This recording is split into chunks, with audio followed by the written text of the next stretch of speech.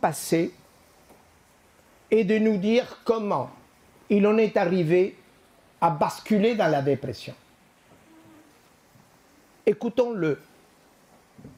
Tout au début, nous confierait-il, petit enfant, j'étais victime d'un traumatisme.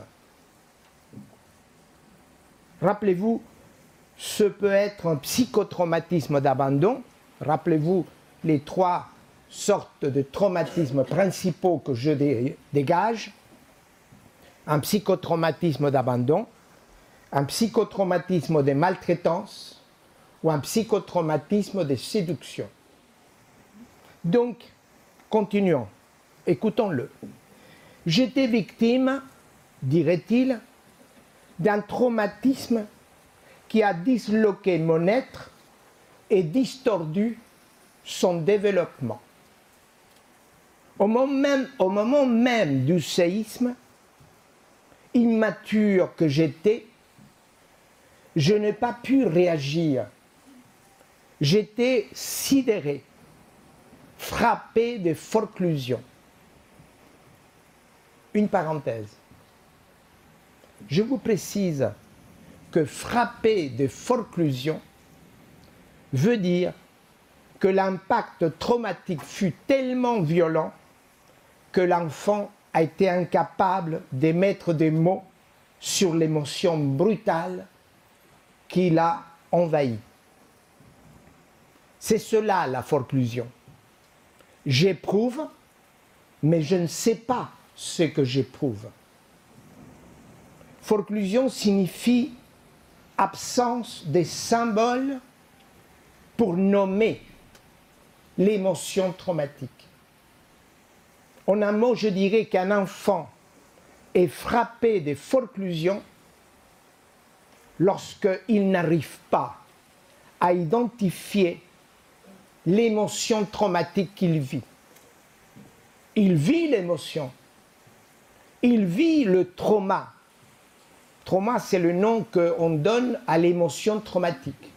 Il vit l'émotion, il vit le trauma, mais il ne sait pas dire, ni se dire à lui-même ce qu'il vit. Vous les voyez, forclusion est synonyme des suspensions de l'autoperception et d'abolition du langage. Reprenons maintenant le récit de notre déprimé supralucide. Il continue à nous parler. Je disais, poursuivrait-il, qu'au moment même du séisme traumatique, je n'ai pas pu réagir. Mais peu à peu, tout au long de ma vie de névrosé,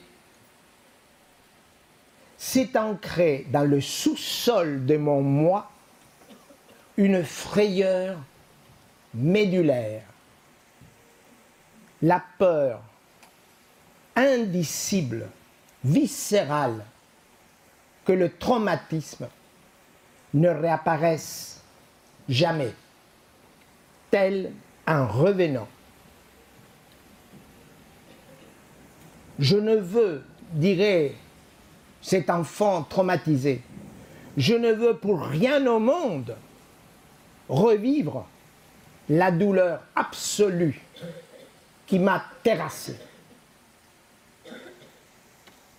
Or, cette frayeur intrinsèque à mon être, cette frayeur médulaire, m'a poussé à installer en moi une défense imaginaire, une fabulation, un imaginaire non conscient, un bouclier de verre censé me protéger d'une nouvelle attaque traumatique.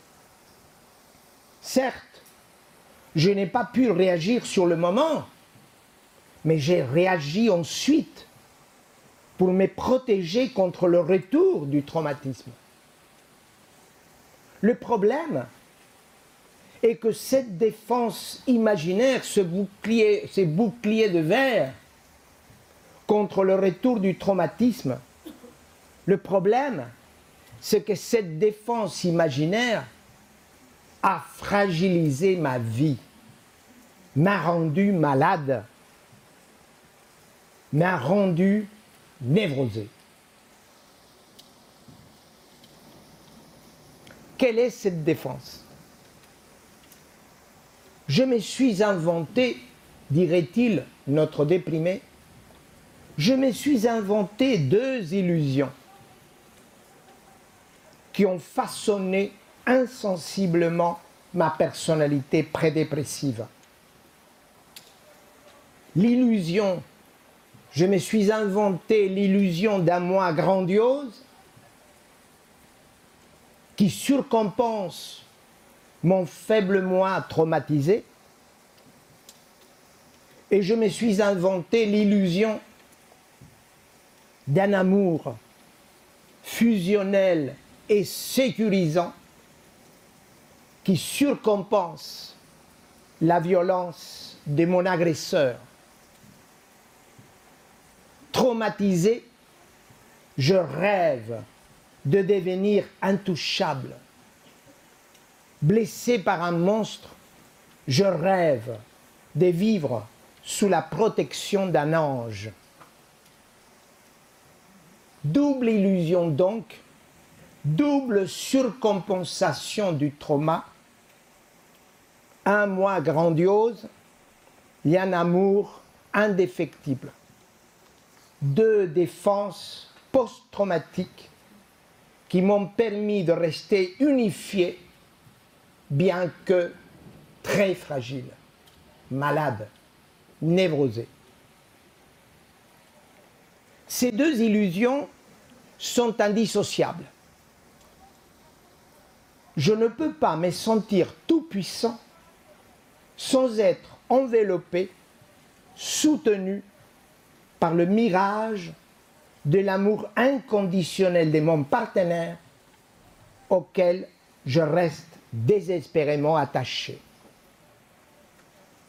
Un mirage d'amour qui, tant qu'il vibre à l'horizon, me donne l'assurance de devenir un jour l'être parfait que je rêve d'être, de devenir un jour l'être le plus autonome si je suis phobique, d'être le plus admiré si je suis obsessionnel, devenir l'être le plus chastement aimé si je suis hystérique. Voilà la bulle de la double illusion. Une bulle trop gonflée, prête à éclater, qui a fait de moi un névrosé prédépressif. Or, je dois ici compléter le propos de notre déprimé supralucide et vous dire que le sentiment de devenir un jour un moi grandiose alterne chez le prédépressif, chez les névrosés, avec le sentiment opposé d'être un moi craintif devant l'éventualité d'une nouvelle blessure traumatique. Un moi craintif qui se sent déprotégé chez les phobiques, un moi craintif qui se sent nul chez l'obsessionnel, et un moi craintif qui se sent mal aimé chez l'hystérique. Quand je vous parle comme cela, c'est mes patients qui parlent. Ce sont eux qui m'ont dit ces mots.